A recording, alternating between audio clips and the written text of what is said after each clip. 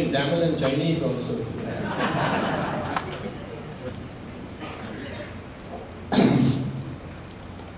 First of all, I would like to express my appreciation to Yuva Bharati and its convener, MLA of this area, for this invitation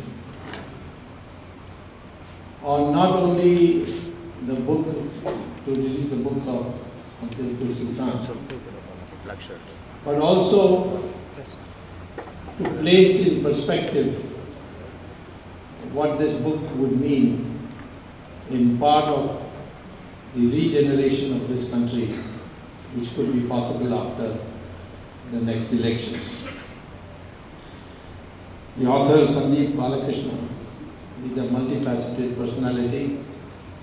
He also is the CEO of a website which is widely known for India Facts. And he has tried to bring in the real facts about the tenure of Tipu Sultan and how it is different from what is being projected as Tipu Sultan the Tiger. I think Tiger should now file a defamation case because we had Prabhakaran of the LTT also called the Tiger, Liberation Tigers of Tamil Nadu, and they all had to die like rats in Sri Lanka. And the word tiger is totally misused. What I think is to be recognized is why this book is important is that in our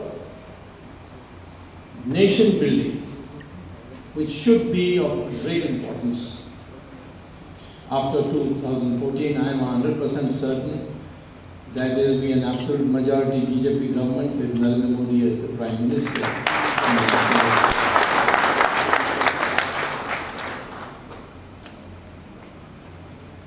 We need a Indian mindset. An Indian mindset which draws its inspiration from the civilization of India. There have been 46 civilizations in history, recorded in history. 45 have disappeared. There is the Greek Revolution as a civilization, or the Egyptian civilization, or the Mesopotamian civilization, the Babylonian civilization, the Zoroastrian civilization of Iran. All these have disappeared. But the Hindu civilization is the only surviving and continuing civilization today in the history of the world. And the people of this country and the Hindus of this country have staunchly fought to protect it against the most brutal leadership that was provided by invaders in this country. When I was teaching at Harvard, I had a Saudi Arabian student who once asked me whether he could meet me after class. And when I met him after class, he said that his university in Saudi Arabia, the scholars there were working on a project on India. And they wanted me to answer a question which was puzzling them. So I said, what's the question? He said, why is India still 80% Hindu? So I was a bit surprised by this question. I said, I don't understand the meaning of it. So he said, you see, we are studying Islamic history.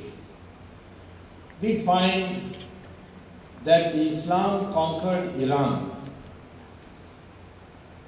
and from the Zoroastrians and established a kingdom, and in 15 years we were able to convert Iran into 100% Muslim country.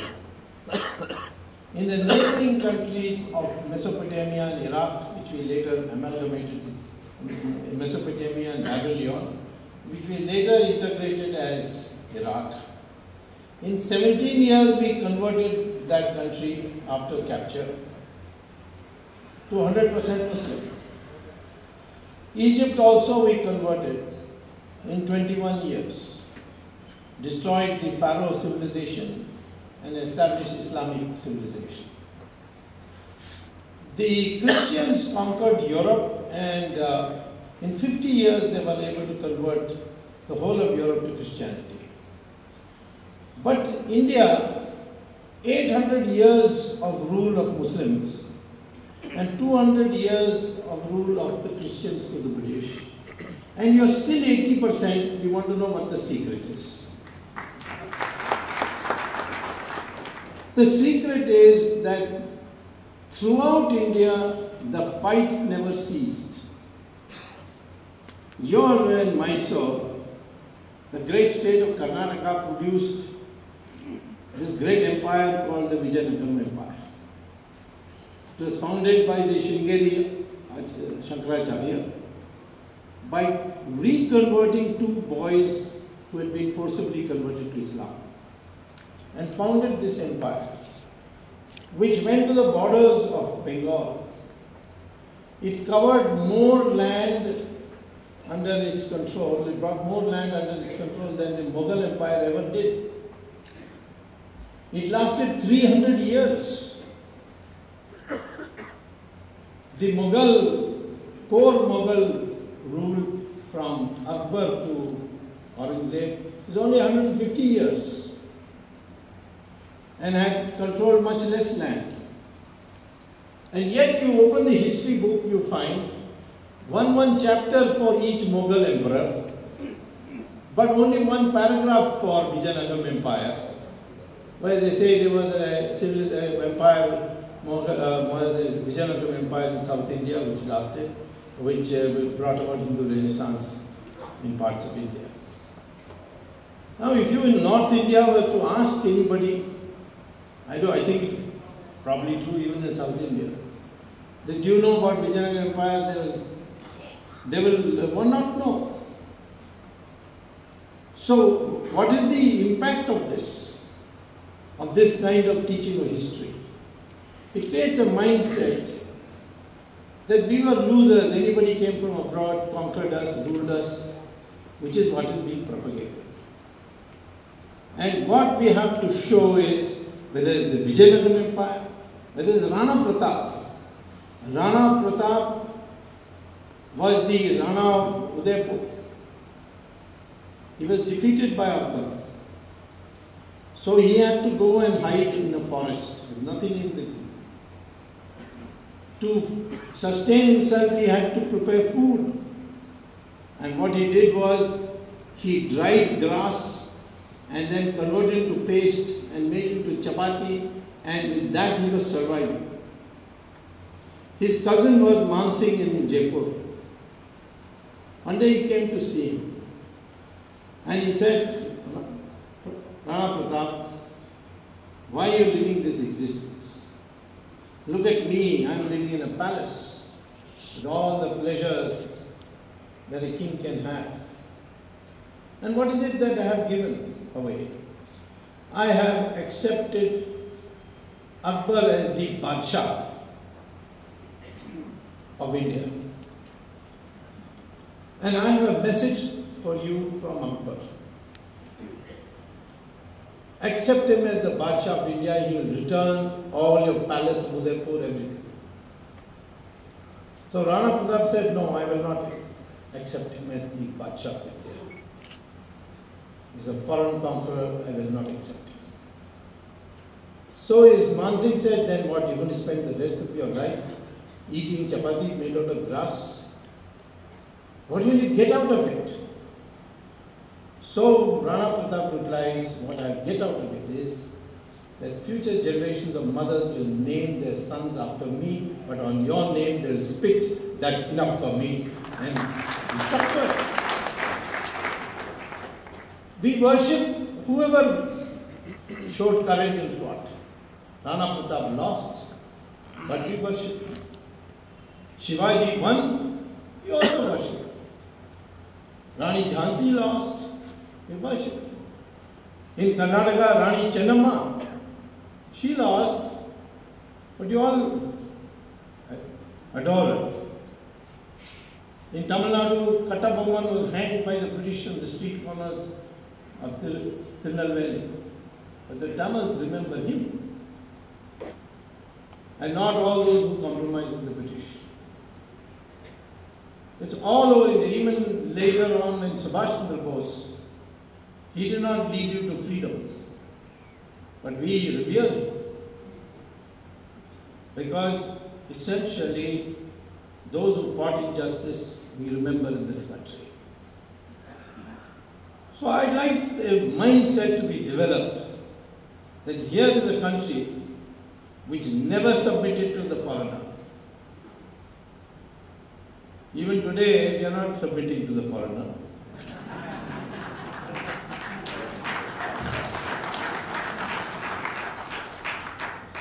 So, why I say mindset is important is, let me tell you that we are 120 million people, or something like 1 billion, 20 million people. This is not enough. You can have in a forest 100 or 1,000 goats at one place, and one lion comes in. The majority is with the goats, but they will all run. And that one lion will go and have his lunch made out of one of them. That is the mindset. The goats will not be able to plan to surround the lion and kick him with their hoofs till he is dead. Numbers don't matter unless you have a mindset.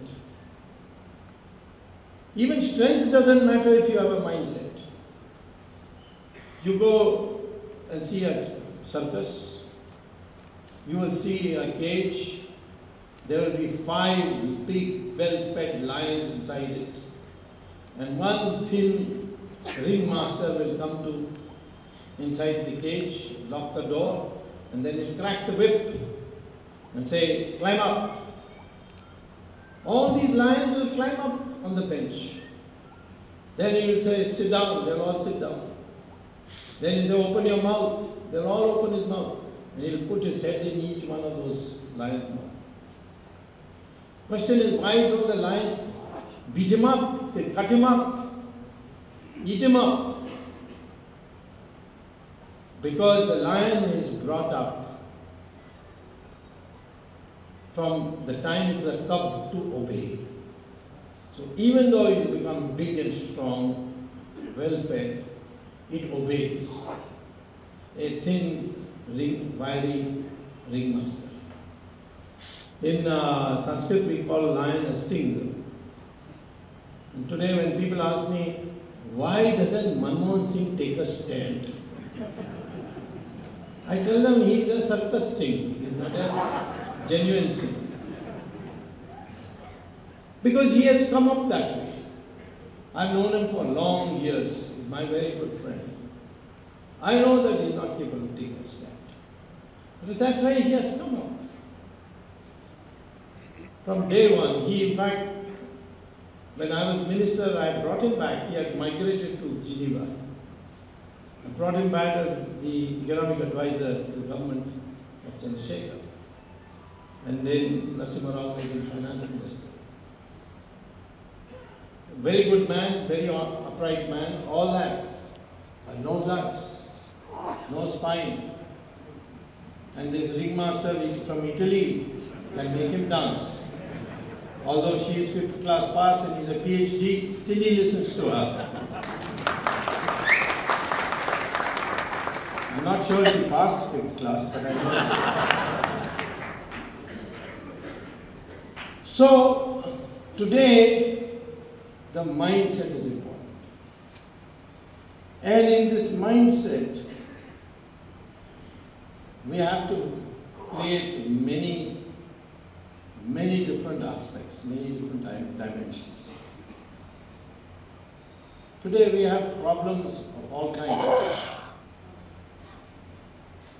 Why is this nation corrupt? Because we lack the mindset of a patriot. politicians, by just picking up a telephone, can get enough money. But today the greed has taken over in such a big way that you find politicians have money which is staggering. When they have billions of dollars. I don't think that any of the senior cabinet ministers of the UPA government, any of them have got less than 15,000 crores. And all Indians put together who have illegal bank accounts abroad, the total is 120 lakh crore rupees. Do you know the tax bill, income tax bill in the parliament, in the budget passed by parliament? The total revenue from income tax is only 2 lakh crores. And how much is abroad? 120 lakh crores. Can you bring it back? Of course you can bring it back. Just needs one ordinance. Thanks to the Americans passing a resolution in the United Nations on terrorist financing, it's possible for any government today to take out an ordinance saying that all bank accounts abroad in these safe havens, there are about 70 countries which are safe havens, all bank accounts of Indians are hereby nationalized. And if any can prove that the account has been legally opened and the money put in is legal, we'll return that bank account. The rest is Indian property. You can get all that money. 120 lakh crores. You don't need even a central budget after that. Not only that, we have in our country, we can generate resources by auctioning natural resources. This 2G spectrum, had you auctioned the licenses at that time, you would have got an extra minimum, according to CAG, in my opinion is more, 1,76,000 crores. Now the trial is going on. I am 100% certain that Raja and his associate Kannimudi will go to jail. But there are many still to go to jail. Some of them are slipping out of my fingers each time, but I have not given up. I'll catch them some other way. One of them is Chidambaram, supposed to be the finance minister of India. Because he is a lawyer and a crook, that's a dangerous combination. So he can find ways to slip, but he won't slip very long. So, 1,76,000 crores by just auctioning 2G. Auction 3G, 4G, they're all coming. Most people don't know what this is. What is this? 1G, 2G, 3G. If you have a cordless phone, it is 1G. Because all you can do is pick up the phone and dial, the other side the phone will ring without a wire. It goes through the sky, the wave. And that is called 1G. Then 2G came, you could send SMS, you can send email, you can even send pictures. G stands for generation. Then 3G, you can send videos. You pick up a phone, call the other person as 3G also, you can see each other and talk. Which is now coming useful for our army people wanting to talk to their wives. Then 4G, which is coming, 10,000 pages of documents you can send from your mobile phone. That's the fourth generation. I once jokingly asked Manmohan Singh, do you know what 2G is? He said, yes, Sonia Ji and Rahul Ji. I said, no, on Telecom. He said, I don't need to know anything else. This is enough. That's true. So therefore, 2G, 3G, 4G, auction it, you will get several multiples of the tax bill, tax revenue through auction. Coal. If you auction coal, you get 11 lakh crore rupees, the one that they gave away. If you had auctioned it, you would have got 11 lakh crores. This Krishna Godavari, which you gave away almost free to the Ambanis, had you auctioned it, you would have got 24 lakh crore rupees. Even thorium today is in big demand because uranium will be over in 2050. And India has got on the coasts of Tamil Nadu and a little in the coast of Kerala, huge amounts of thorium in the sand. And who brings that sand with thorium? Rana brings that sand. Because the waves hit Ram Setu and then the waves move sideways to the coast of India and deposit this monazite containing thorium. If you cut Ramasetu, then that will go straight to the Indian Ocean where the American island of Diego Garcia is. You lose all that. 60% of the world's thorium is in India. 60%. God has been very kind to us. In all these natural aspects, supposing you have got 60% of the thorium, now the whole world is wanting thorium. This sand smuggling is going on in Tamil Nadu. Fortunately, the Supreme Court has stopped it now. If you were to take this, not all, you can't have all 60, all right, take a portion of it and auction it, you will get 48 lakh crores. There is no shortage of resources in the country. Plenty of resources. In fact, I would advocate very strongly, and now I've been made the chairman of the Economic Policy Projection Committee, or the Vision Committee of the BJP, to draw up plans, and the overall Vision Committee chairman is Nitin Gadkari. And for this subcommittee, I'm preparing a plan how we can have a budget after abolishing income tax completely. No one should pay income tax. How much do I lose? 2 lakh crores. So I'm getting a little ambitious. I'm saying, all right, also corporate tax should be abolished. Income tax, who pays? Do you think the rich pay income tax? They got chartered accountants to fudge the accounts, so no problem. And bribe the income tax officers. The poor don't have enough income to pay income tax. It is the middle class, the young professional class who have to pay income tax. And they don't mind paying income tax if this harassment was not there. So abolish it. And we can get resources by alternative means. And I know our middle class, they are not going to go and squander the money in the market. They are going to put it in savings accounts, investment accounts. Investment will go up, investment goes up, growth rate will go up, growth rate goes up, then through indirect taxes you will get revenue, extra revenue. And that will be more than 2 lakh crores. Don't even have to auction resources. In fact, in my opinion, even excise tax should be simplified. If you rank commodities by contribution to revenue, find the top 21 contributors give you 92% of the excise revenues. And the remaining 3,000 give you only the remaining 8%. So therefore, just have excise tax on the 21 and one flat rate, not all these gradations and all that. So there are a number of ways in which this economy can be turned around. But we have to consider, there is no economic problem in India.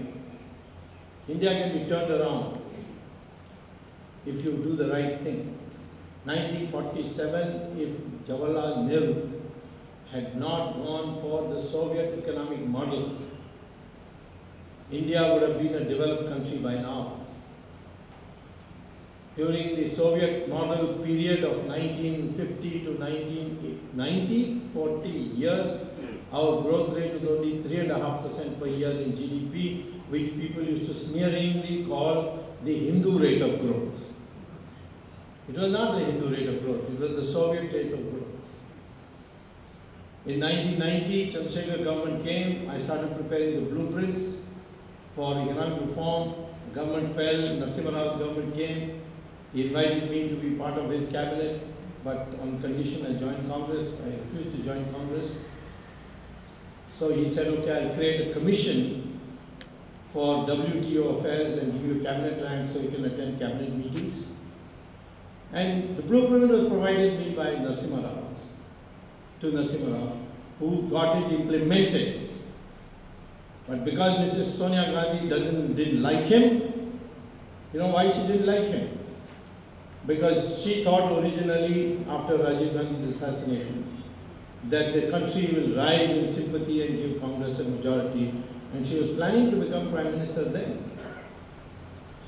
And nobody could have stopped it. I got her stopped in 2004 because by then I got records to show that she was also an Italian citizen. And I must give credit to our President, Mr. Abdul Kalam, who's under heavy threat since then, that he stopped her. He explained to her that there will be a scandal. And she could not become. Of course, the media made it out of great sacrifice and all that. What do you mean by sacrifice? When I went to see Abdul Kalam, I saw on one of his side tables 350 letters written by individual MPs. I read them. Not all of them. I saw what some of what the letters were saying. All on a standard format. I, so and so, elected from so and so place, hereby propose Ms. Sonia Gandhi for the Prime Ministership of India. And I was surprised to see in the UP list a letter from an MP from Rai Bareli, Ms. Sonia Gandhi herself writing, I, Sonia Gandhi, hereby propose Ms. Sonia Gandhi for Prime Minister of India. How can you say you didn't want to be Prime Minister? So anyway, I'm going back to this question that our system will never be allowed, the constitutional system is such that we will be able to prevent anyone who is not a citizen of India to become Prime Minister of India. What I would say is that the most important thing today in the country is the mindset of the Indian. He must first become optimistic. He's so pessimistic today. And I've seen this all over. When I was fighting the emergency, people say, where did it go? I say, I don't know. So why are you fighting? Because I have to fight. I'm by nature a fighter, so I have to fight. How did I know that Mrs. Gandhi will declare an election and lose that election? Would anyone who would have believed me if I in the emergency say that Mrs. Gandhi is going to declare an election and she will lose that election? Nobody would have believed. But that's exactly what happened. Could anyone have believed that this Hindu rate of growth of 3.5% can go up to 8%, 9%? Today I am telling you that under the leadership of Mr. Narendra Modi, you will get 12% per year for 10 years and become a developed country. He has shown it in Gujarat. And I, as an economist, have studied his recordings. It's his decisiveness, he's making decisions. He has transformed the whole of Kutch, which was just nothing but sand, barren land, Kutch and Saurat, by insisting on the Sardar Sarovar Dam, is now a green place which is now producing crops which is being exported out of Gujarat. There is no power cut in Gujarat. If you can do it in Gujarat, why can't you do it in India, rest of India? So therefore, the issue is that if you adopted the right model, Jawaharlal Nehru adopted the Soviet model didn't work in India, Soviet model didn't even work in the Soviet Union. EMS Namboodiripad used to say in the Soviet Union there is no unemployment. He used to tell me all the time. There is no unemployment in Soviet Union. There is no poverty in Soviet Union. There is no inflation in Soviet Union. And finally in August 1991 I told him, Mr. Namboodiripad, there is no Soviet Union also. Broken into 16 countries. So we have to have a market economy, no question. But that market economy must be regulated. There must be a strong umpire, which is the government. And we have to see that our resources are efficiently used. Today we find, even though Narasimha Rao's period we did some deregulation, even today our resources are being squandered for money. Recently I have gone to the Supreme Court on an agreement between Jet Air and Etihad.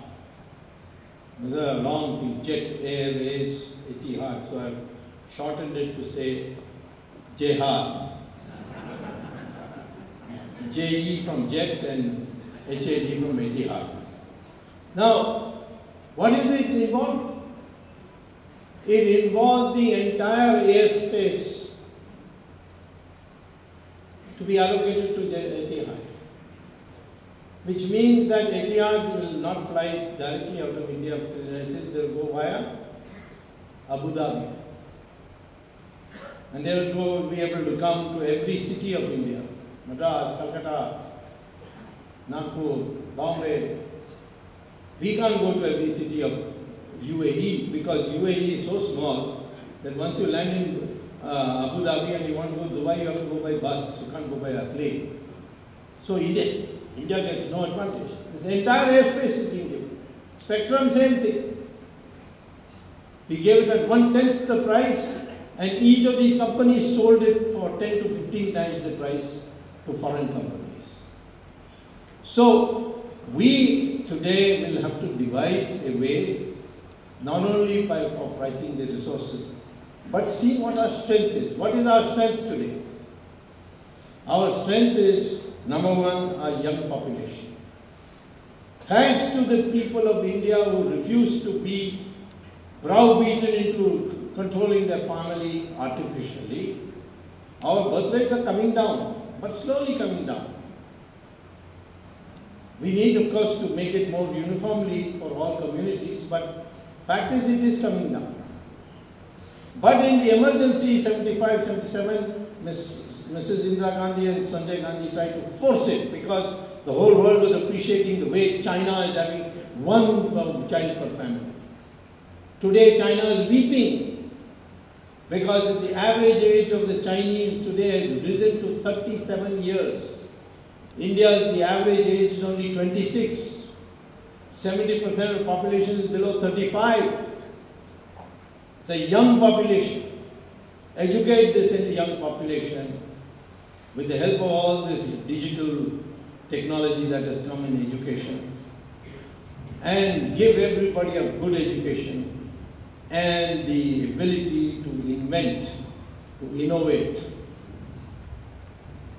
Our new government should focus on how to become independent of oil. Can it be done? Of course it can be done. Instead of automobiles using petrol, they should use hydrogen fuel cells. Has the research been done? Yes. In fact,